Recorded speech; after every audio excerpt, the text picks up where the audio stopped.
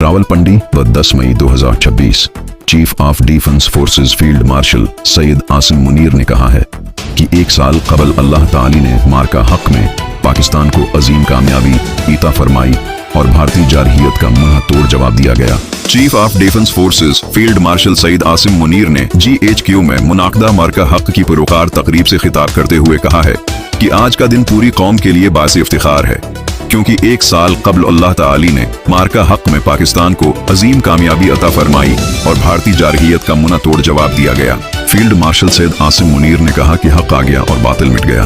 बेशक बातिल होता ही मिटने के लिए है। उन्होंने कहा कि भारत खते में बालादस्ती के ख्वाब देख रहा था, लेकिन वो भूल गया कि उसके ख्वाब उसकी सलाहियत से बड़े हैं।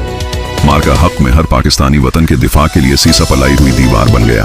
पाकिस्तान एयरफोर्स ने फजाई जंग की नई मिसाल कायम की, जबकि LOC और मशरकी सरहद पर हमारे जवानों ने दुश्मन को सफेद झंडे लहराने पर मजबूर किया।